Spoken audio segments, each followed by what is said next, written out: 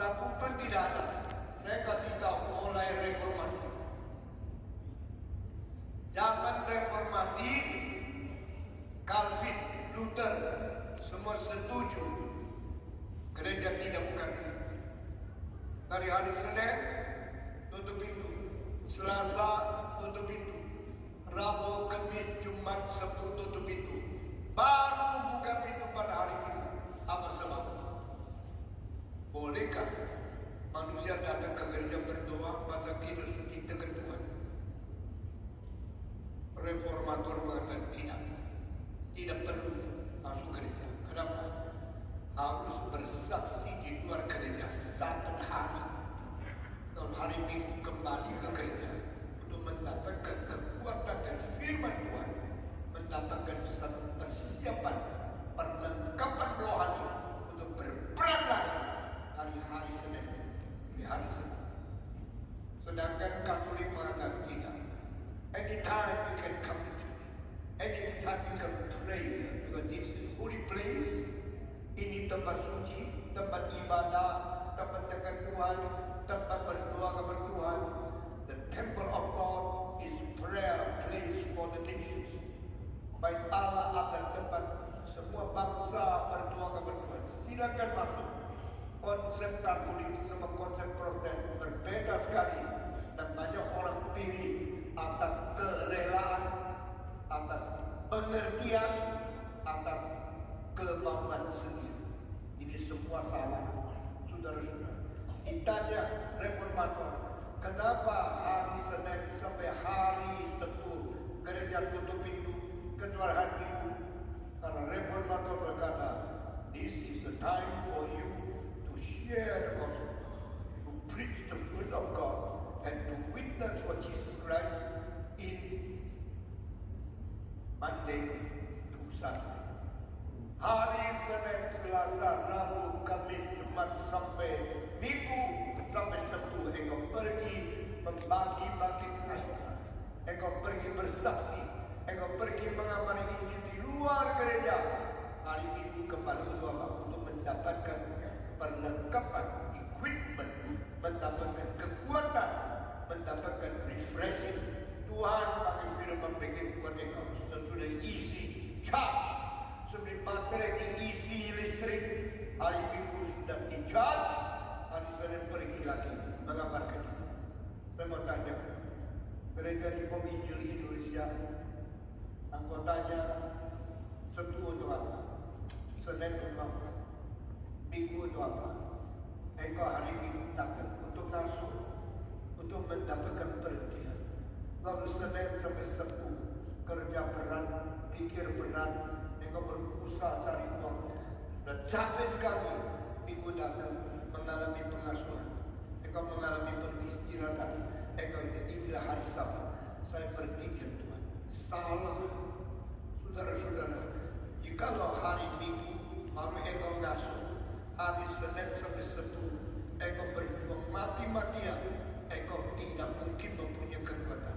Karena kalau Minggu dapat pengasuhan kurang, engkau tidak punya kekuatan yang baru untuk berjuang. Engkau makin lama makin lesu, makin lama makin tidak kuat, akhirnya kolaps. Saudara-saudara, pengertian orang reformator datang hari Minggu untuk recharge. Sudah recharge menjadi lebih mengerti, lebih kuat, lebih berkuasa, lebih mempunyai tenaga untuk keluar berjuang bagi Tuhan. Dengan demikian tidak berhenti, engkau mendapatkan tenaga baru, mendapatkan semangat baru, mendapatkan kekuatan baru untuk bersaksi, berjuang, mengabari Injil di dunia, dan habis-habis seumur hidup. Saudara-saudara, saya mau tanya, kapan hari ngasuh kita? Kita setiap hari mengasuh di dalam Tuhan. Hari Senin hari ngasuh, hari Selasa hari ngasuh. Karena apa? Hatinya tenang terus, hatinya damai terus. Tuhan sudah memberikan kekuatan kepada kita hari Minggu. Sesudah hari Minggu mendapatkan kekuatan sepenuhnya daripada Tuhan. Senin sampai Sabtu boleh berperang tidak habis-habis. Saya mengutarakan dan saya saudara satu perbedaan Stephen Tong sama pendeta lain di gereja lain di seluruh. Pendeta-pendeta diberi 1 hari nasuh selama 7 hari. Jadi banyak pendeta hari Senin sampai Sabtu mereka di kantor, hari Minggu nasuh, kecuali khotbah. Nah, tapi Stephen Tong lain, saya tidak pilih ada hari nasuh, saya tidak pilih ada bulan nasuh, saya tidak pilih ada tahun nasuh. Kalau banyak gereja selain GRI setelah kerja 7 tahun boleh ada 1 tahun sabbatical year, berhenti di dalam khotbah 1 tahun. Dan banyak gereja melakukan setelah 6 tahun engkau boleh studi lagi di luar negeri 1 tahun. Tak usah khotbah di tempat, tak usah melayani gereja, engkau pergi di luar negeri, diberikan sabbatical leave, gaji tetap diberi. Dan engkau sekolah di luar negeri 1 tahun. Sudah lebih hebat, kembali lagi melayani 6 tahun, pergi lagi 1 tahun, kembali lagi 6 tahun. Setelah itu pergi lagi 1 tahun. Itu namanya tahun sabat untuk pendeta-pendeta. Engkau pernah melihat hamba Tuhan di GRI ada tahun sabat? Tak ada. Engkau lihat Stephen Tong ada berhenti 1 tahun tidak betul? Tak ada. Begitu ada sedikit waktu langsung khotbah lebih banyak di lebih banyak kota, lebih banyak desa, lebih banyak negara. Jadi tidak berhenti-berhenti. Saya kasih tahu, saya sudah melayani 67 tahun.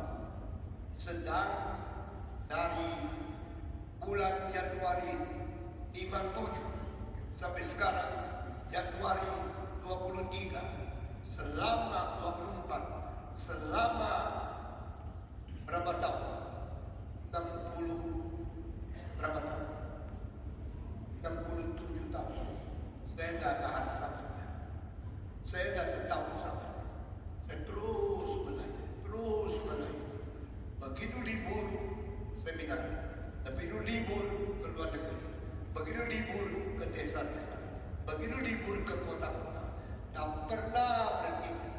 Kalau setiap 6 tahun berhenti 1 tahun, saya kasih tahu, saya mesti berhenti tidak berkota 11 tahun karena 67 tahun.